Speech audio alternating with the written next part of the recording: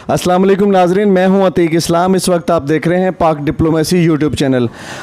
हम बात करने आए हैं, ये रहीम यार ख़ान में एक शॉपकीपर हैं। इनसे पूछेंगे कि इमरान ख़ान के हुकूमत के में आने के बाद कारोबारी पोजीशन क्या है, और दूसरा इनसे ये पूछेंगे कि इस वक्त पाकिस्तान में जो सिचुएशन चल रही है पीडीएम में रात मौलाना फजलुर रहमान साहब और इसके अलावा मरियम साहिबा ने पीडीएम की जो कॉल दी थी लॉन्ग मार्च के लिए 26 मार्च को, वो मुअत्तल कर दिया उसको।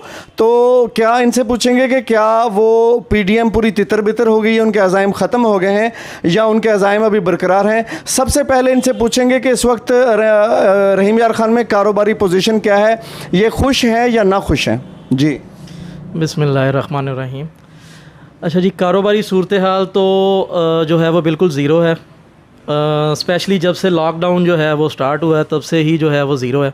कोई कारोबारी हालात नहीं है। लोग जो हैं वो इस शशोपन का शिकार हैं कि पता नहीं आगे मज़ीद जो सिचुएशन है वो क्या होगी। लोग घरों से ही नहीं निकल रहे फ़िलहाल तो 2-3 दिन हो गए हैं लॉकडाउन को, और कारोबारी जो सिचुएशन है वो बिल्कुल ज़ीरो है। लॉकडाउन से पहले की सिचुएशन क्या था? मच बेटर था, लेकिन जो हालात इस हुकूमत के आने से पहले थे वो हालात नहीं हैं। यानी आप नवाज शरीफ की हुकूमत से अगर कंपैरिजन कर रहे हैं तो ये बहुत ज़्यादा लो सिचुएशन थी। बिल्कुल उनके साथ हम कंपैरिजन नहीं कर सकते। उसमें बिज़नेस जो था वो बहुत बेहतर था as to compare Imran Khan government के। आप सिचुएशन क्या समझ रहे हैं कि क्या सिचुएशन, वजह क्या है? वजह कर्ज़े हैं और मेरा ख्याल है कि कर्जे जो है वो 30,000 अरब रुपए का कर्जा नवाज शरीफ साहब की हुकूमत ने लिया था, उसके बारे में क्या कहेंगे?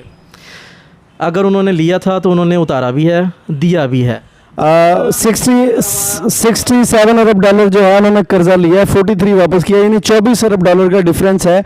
नवाज शरीफ साहब ने 24 अरब डॉलर ज़्यादा कर्जा छोड़ के गए हैं। अच्छा, अगर हम उनको अगर कंपैरिजन करें तो फिर इस गवर्नमेंट ने कितना कर्जा छोड़ा है और कितना लिया था और कितना दिया है अभी तक, उसका भी फिगर आपके पास होगा, वो भी बता सकते हैं। तो जी, वो इस वक्त ये है कि मैं वैसे पूरी ईमानदारी से बात कर रहा हूँ। अगर आपको वेबसाइट भी चेक करा दूँ स्टेट बैंक की, तो पिछले इस वक्त जो 20 अरब डॉलर का कर्जा लिया गया है, 20 अरब डॉलर से खैर काफ़ी ज़्यादा हो गया है, तो उसमें से 6 करोड़ डॉलर डेली की जो किस्त पड़ रही कर्जे की सूरत में पुरानी, वो पे की जा रही है। इस वक्त तकरीबन राउंड अबाउट 20 अरब डॉलर जो है वो कर्जा वापस किया गया इन 2.5 सालों के अंदर। मैं आपको चेक करवा सकता हूँ।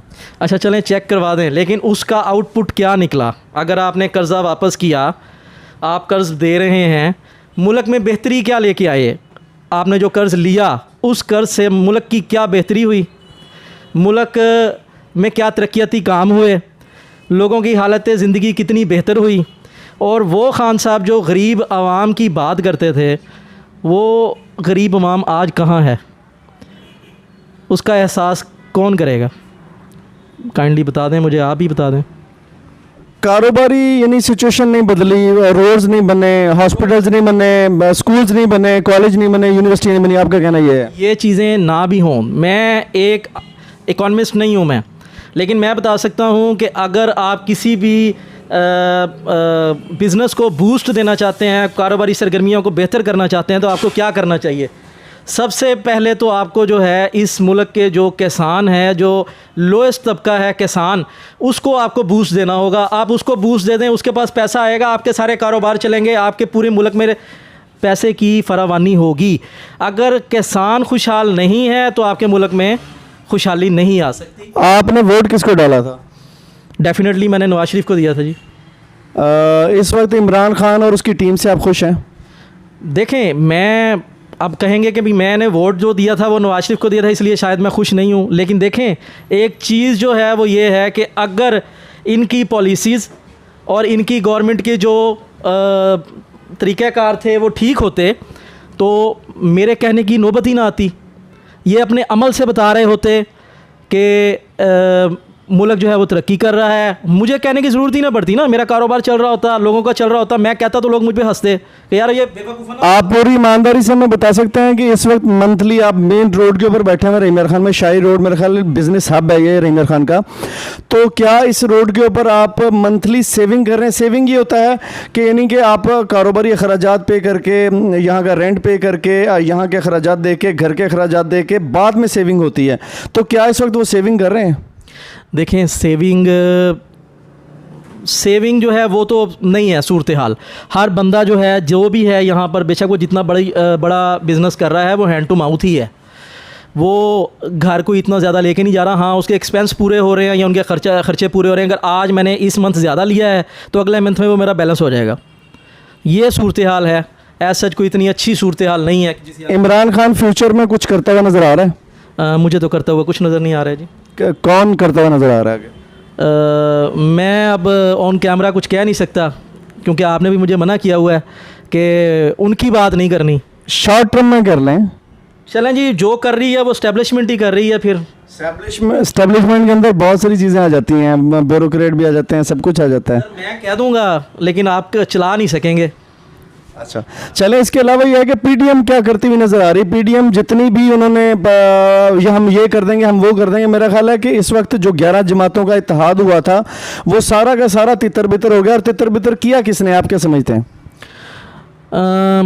अगेंस्ट वही बात आएगी कि जो भी हुआ है या जो भी हो रहा है वो ना मुल्क के लिए बेहतर है और ना एक गरीब अवाम या जो लोग कारोबारी हैं उनके लिए बेहतर है। उनके लिए कोई भी नहीं सोच रहा।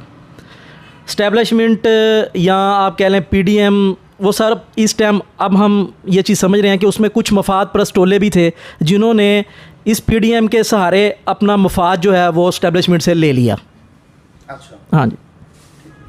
यानी फ्यूचर में कुछ करती हुई नज़र आ रही है कि ये इमरान खान हुकूमत को टफ टाइम देंगे?